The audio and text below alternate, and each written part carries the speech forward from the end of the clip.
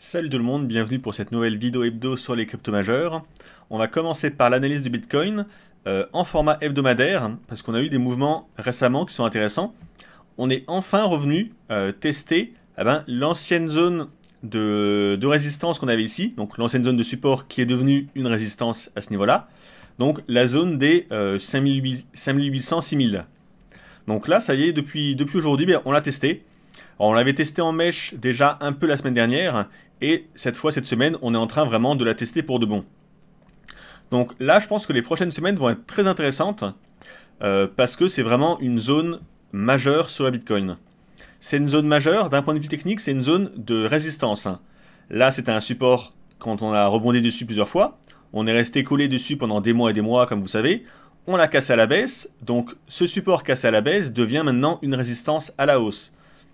Donc là, d'un point de vue, si on s'en tient purement à l'analyse technique, on a fait un breakout baissier de ce support ici, ça a baissé, et là on revient la tester par en dessous, donc c'est simplement un pullback. Donc pour être juste théorique, là on a des chances que ça reparte à la baisse dans les prochaines semaines, parce que la tendance de fond est baissière, hein, malgré la hausse qu'on a ici, c'est pas une hausse de quelques semaines d'affilée qui va annuler la baisse qu'on a eue pendant des mois et des mois. Hein. Donc là, on a juste fait une correction haussière et ça pourrait, dans les prochaines semaines, voire dans les prochains mois, repartir à la baisse après avoir fait ce pullback. Donc là, c'est pour ça que si vous êtes acheteur, je vous recommande la méfiance ou même de prendre des bénéfices, une bonne partie de vos bénéfices, parce que c'est une zone de résistance très forte.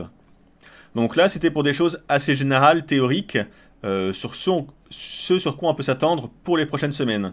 Donc on est sous forte résistance. À plus court terme, il faut savoir qu'une zone aussi évidente de résistance que la zone des 5800-6000, que tous les analystes ont vu sur le marché, hein, vous avez dû voir passer des centaines de graphiques, tout le monde a vu cette zone. Donc les zones que tout le monde a vues, qui sont des zones évidentes, c'est malheureusement les zones où il y a le plus de pièges, où il y a le nombre le plus fréquent de pièges en tout cas, parce que c'est des zones que tout le monde a vues. Et en trading, tout le monde ne peut pas gagner, tout le monde ne peut pas avoir raison. Et du coup, ces zones évidentes, c'est souvent truffé de pièges. Dans une zone comme ça, où il va sûrement y avoir des faux mouvements dans tous les sens, des grandes mèches énormes, ce qu'il faut, c'est vous faire un plan de trading, un plan mental, hein, pour ne pas réagir excessivement selon les mouvements. Donc là, pour moi, le plan, c'est de chercher des ventes, parce que d'après l'analyse graphique, là on voit qu'on est sous résistance, donc chercher une vente, c'est logique, hein. Et comment est-ce qu'on pourrait canaliser un peu ces pièges pour ne pas se faire avoir?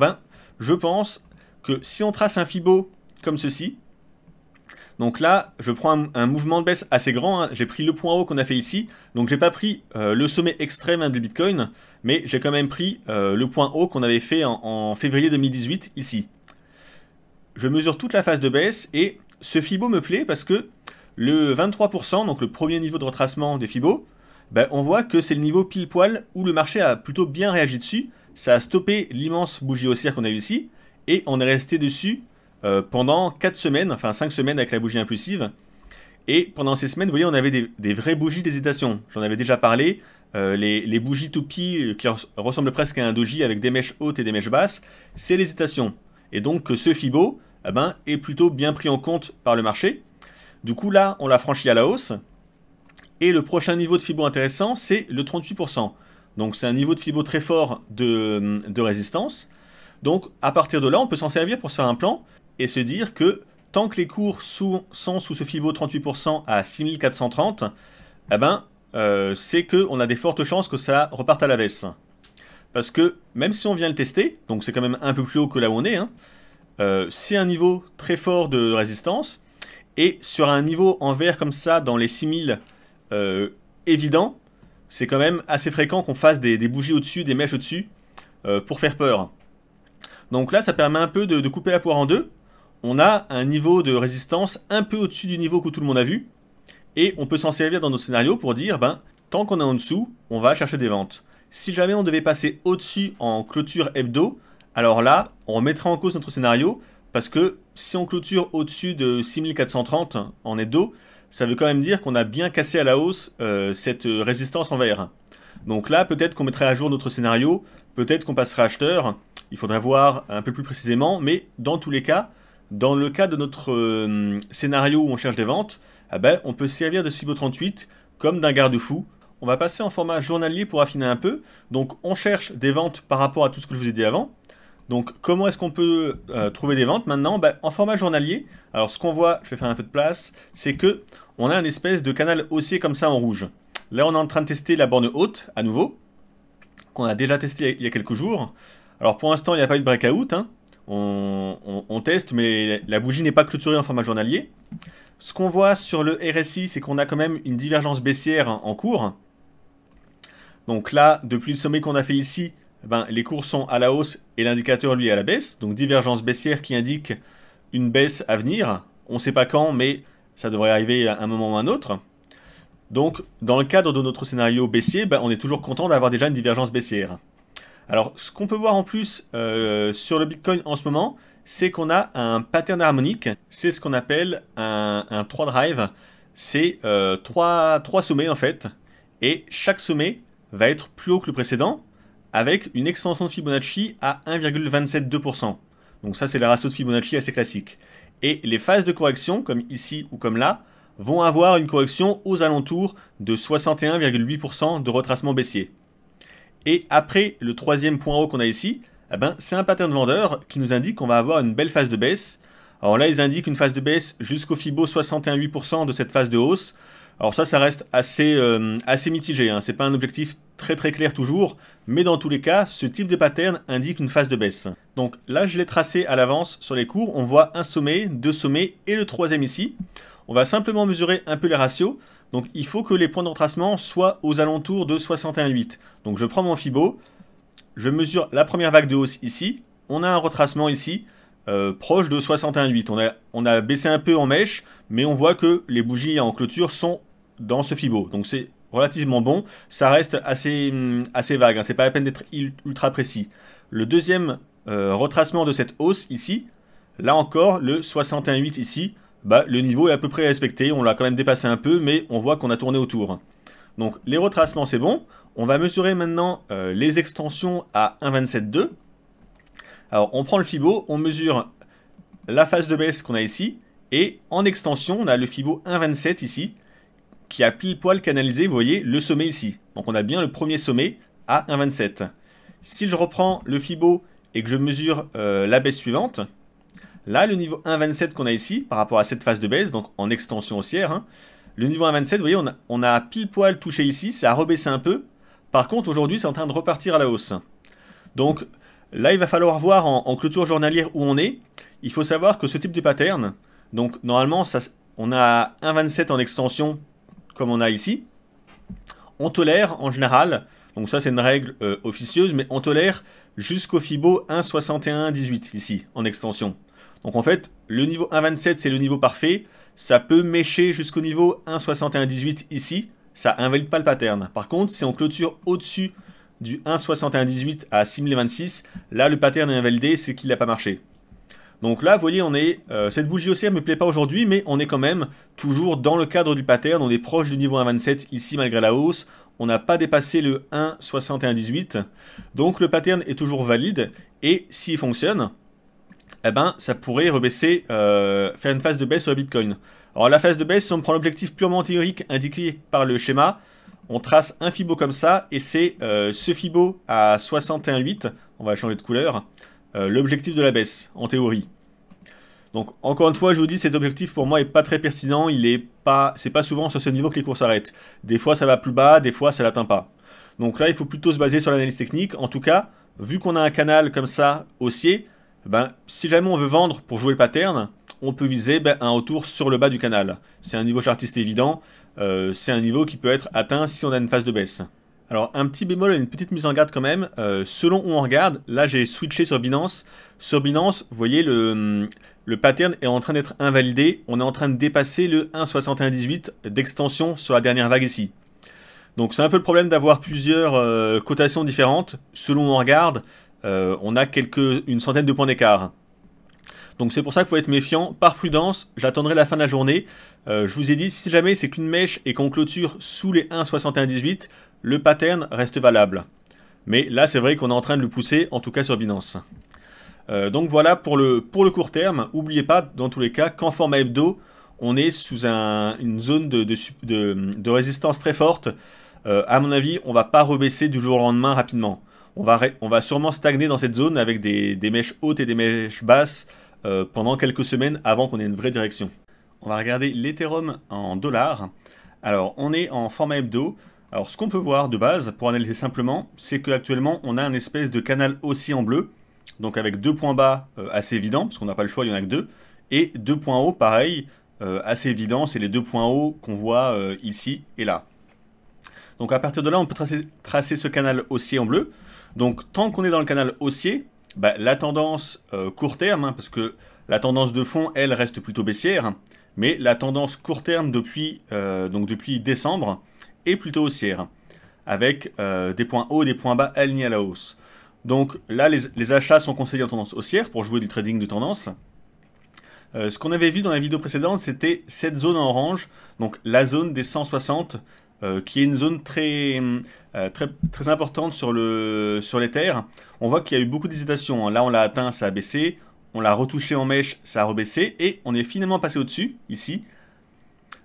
Puis là, on a rebaissé avec une bougie qui faisait un peu peur ici. On a testé les 150, mais c'est remonté au-dessus dans les dernières semaines.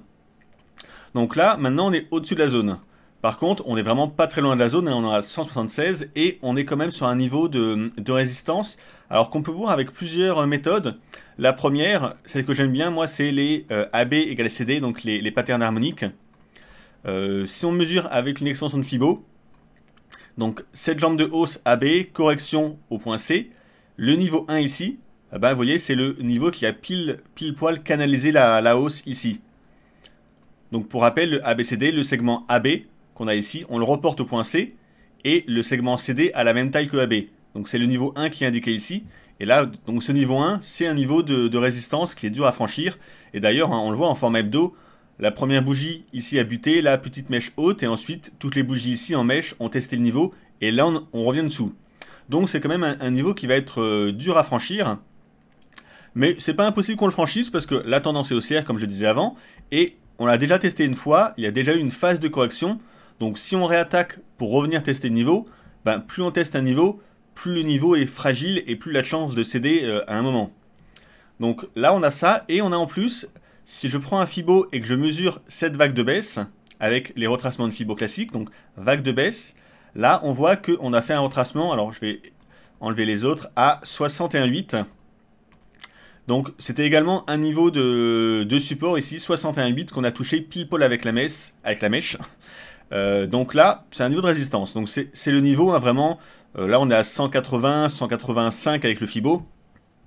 C'est une zone qui va être un peu dure à franchir, mais dans le cadre de notre scénario haussier à l'intérieur de ce canal haussier en bleu, eh ben, ce qu'il faut, c'est parier qu'à terme, on va casser la zone et continuer à monter.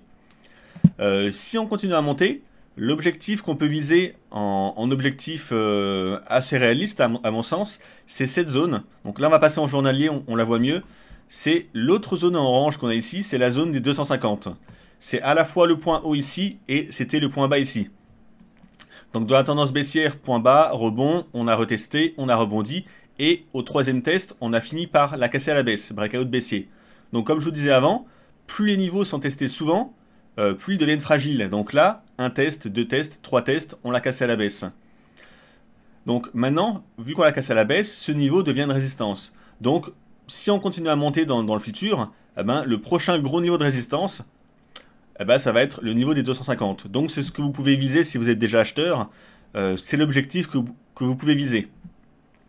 En plus de tout ça, si on dézoome un peu, là je vais repasser en graphique hebdo. En graphique hebdo, si on veut essayer de se projeter un peu plus long terme, on va tracer un Fibo sur cette grande vague de baisse qu'on a ici.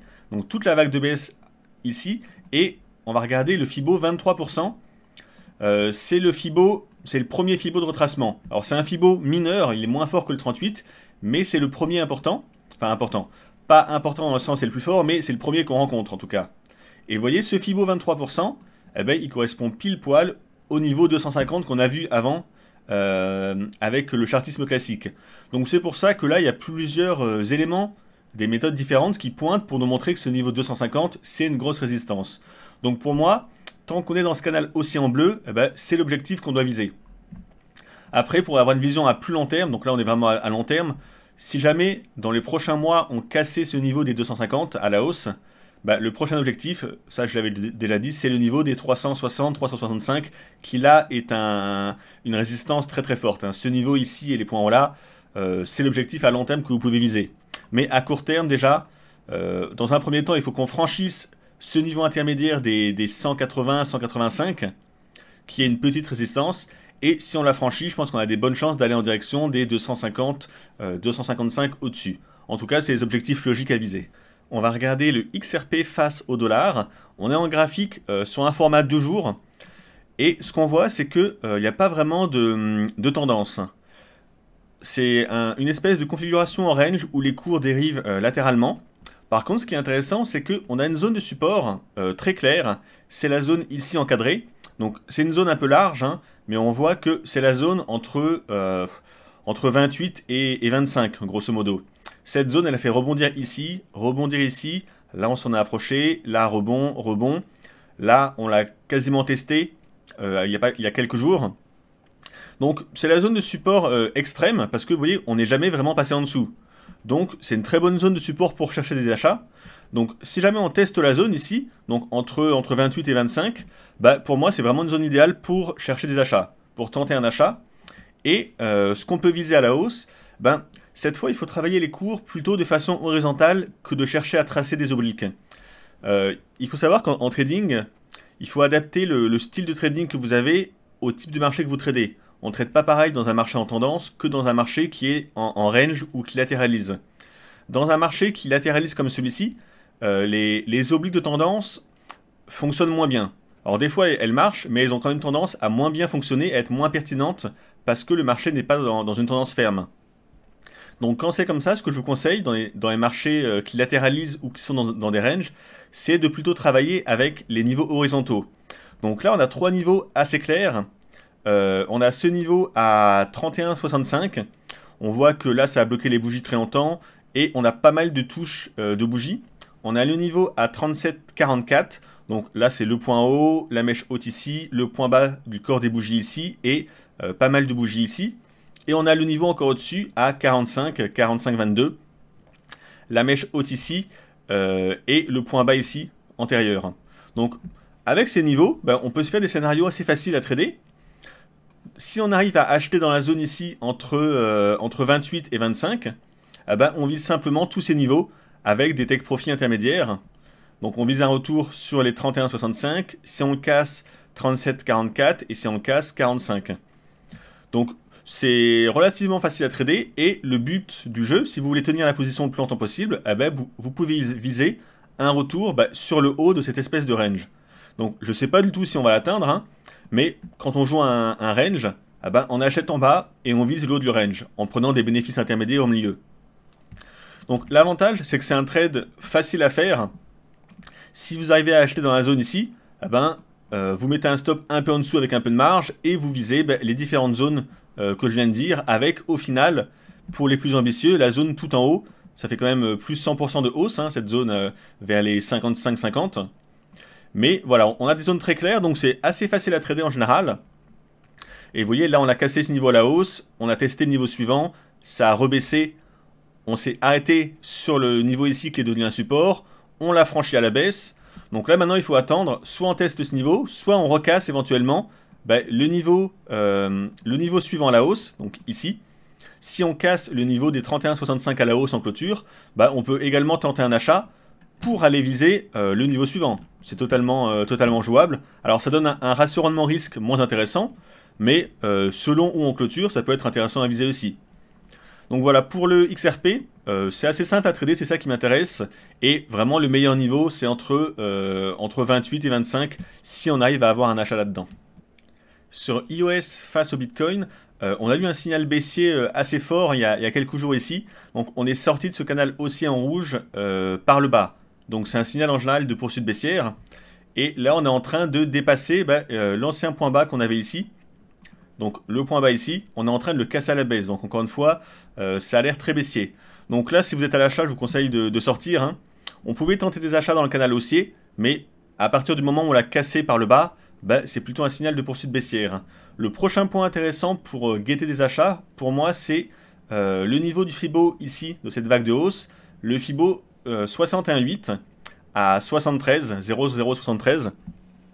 Et c'est également un niveau d'ancien point bas ici et de point haut ici. Donc c'est un fort niveau de support. Donc là, je laisserai plonger les cours jusqu'à là. Et ici, il faudrait voir si on a un signal d'achat pour éventuellement jouer des achats.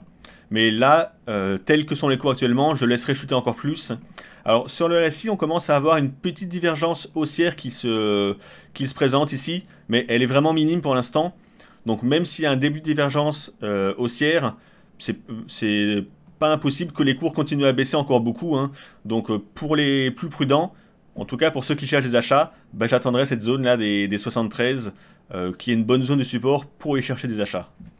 Sur Neo en USDT, la config est plutôt intéressante en format journalier pour y chercher des achats. Alors si on regarde un peu ce qui s'est passé, on a cassé cet oblique en rouge à la baisse ici, donc breakout baissier, pullback, puis ça repart à la baisse. Par contre, on revient de tester cet oblique en violet, qui est vraiment l'oblique de support de la tendance haussière. Si on passe en dessous, il y a des fortes chances que la tendance repasse baissière, parce qu'on n'a pas d'autre oblique de support plus bas. Donc là, c'est vraiment l'oblique de la dernière chance pour la tendance haussière. Du coup, c'est intéressant à vouloir trader, parce que si on achète au-dessus de cette zone, on a un stop facile à placer un peu en dessous. On sait que si ça touche notre stop en dessous de l'oblique, on sait que la tendance passe baissière, du coup on sort de position, mais on n'a pas de regret, parce que la tendance passe baissière. Et à l'inverse, si on a acheté et que ça rebondit pour de bon, vu que tant qu'on est au-dessus, la tendance reste techniquement haussière, on peut retourner viser les points hauts, je pense, à 13,58 ici. Alors ça va pas se faire en un coup, hein. Là ce qui me plaît aussi c'est que le premier test de l'oblique en violet, vous voyez on a fait une grande mèche basse. Ça c'est souvent le signe que les acheteurs reviennent sur le marché, ça veut dire que les vendeurs avaient la main, on a touché l'oblique, les acheteurs rentrent en position, ou alors les vendeurs arrêtent de vendre et ferment leur position, et on a ce mouvement impulsif. Donc là le plan pour moi ça peut être de tenter un achat si on revient tester l'oblique, ou si on revient tester en fait cette zone, hein. Donc la zone de la mèche qu'on a fait hier, donc là c'est la zone des 9. La zone des 9 en fait est intéressante pour prendre un achat, et si on achète dans cette zone, il faut mettre un stop avec un peu de marge, hein, ne le coulez pas, mais un stop sous la mèche déjà qu'on a fait avec un peu de marge sous l'oblique. Ça fait un stop pas très cher, hein, vous voyez, pour 6, 7, 8% de stop, si on vise un retour sur les points hauts ici, ça fait 50%. Le point haut. Donc ça fait un ratio rendement risque qui est excellent. Surtout que à l'horizontale, vous voyez, j'ai tracé une oblique ici, enfin pas une oblique, une ligne verticale horizontale, avec plusieurs points de contact. Ici mèche haute, là quasiment, point haut, là on est resté dessus, donc c'est quand même un niveau horizontal assez fort de support. Donc là on est dessus, quasiment. Donc si on baisse un peu, on va le retester, donc c'est vraiment une zone de support intéressante. Et ce qu'on vise, c'est un retour ici. Alors cette zone, ce niveau qu'on vise, on va passer en hebdo. En hebdo, attention quand même, c'est un très fort niveau de résistance. C'était la mèche basse ici, la mèche basse ici. Là, on l'a cassé à la baisse, donc la tendance est baissière. On a fait ensuite un pullback sur la zone. Donc là, il y a deux choix. Soit on a fait le pullback et ça va repartir à la baisse. C'est le scénario le plus probable, hein, parce que breakout baissier, pullback, ça repart à la baisse. C'est le chartisme classique, j'ai envie de dire. Par contre, un niveau aussi fort, c'est quand même assez fréquent qu'on revienne tester ce niveau. Parce que là, on l'a touché une fois, c'est reparti très vite à la baisse. C'est quand même rare que ça reparte aussi vite comme ça. Donc je me dis que c'est pas impossible qu'on refasse un test de ce niveau avant que ça reparte pour de bon à la baisse. Donc là, c'est ce qu'on peut jouer avec le scénario journalier, hein, qu'on a vu. C'est tenter un achat pour jouer ce scénario. Donc ça reste risqué parce que la tendance de fond est baissière. Mais un scénario risqué, quand il a un ratio rendement risque supérieur à 7, ça vaut le coup de prendre le risque, j'ai envie de dire. Donc voilà pour le Néo, en tout cas, situation intéressante, là, avec en tout cas une invalidation du scénario qui sera très claire si on continue de baisser sous l'oblique. Donc c'est ça qui m'intéresse sur le Néo. Un point rapide sur le Litecoin face au Bitcoin, parce qu'on est sur un niveau intéressant en fait. Là, on avait en journalier un canal d'élargissement. On a testé plusieurs fois le haut et les points bas. Là, on revient sur le point bas. Donc c'est un niveau de support. Et on a également un Fibo tracé sur cette grande vague de baisse. On voit que on est coincé depuis quelques temps entre le Fibo 61,8 et le 50% ici. Donc en journalier, à court terme, on a un espèce de mini-range, vraiment coincé entre les deux Fibos. Donc là, on est sur le bas du range. On revient tester l'oblique de support moyen terme ici, en bleu, donc c'est un support. Du coup, ça fait un double support, bas du range, le Fibo 50% ici, et l'oblique en bleu. Alors la tendance est plutôt baissière, hein. Les paires face au Bitcoin souffrent actuellement. Vu que le Bitcoin est haussier, ben, les paires face à lui ont tendance à baisser. Donc c'est vrai que ça donne pas forcément très envie d'acheter face à cette phase de baisse, mais malgré tout, on est sur un support très clair. Et encore une fois, ce qui est intéressant, bah, c'est le ratio rendement-risque. Parce que là, si on achète dans la zone, par ici, ce qui invalide notre trade, nous si on achète, c'est parce qu'on mise sur la tendance haussière qu'on voit ici. Si jamais on casse cette oblique bleue et qu'on passe largement en dessous, bah, c'est que la tendance haussière est en train de se retourner. Donc qu'on change de tendance. Donc si on change de tendance, on sort.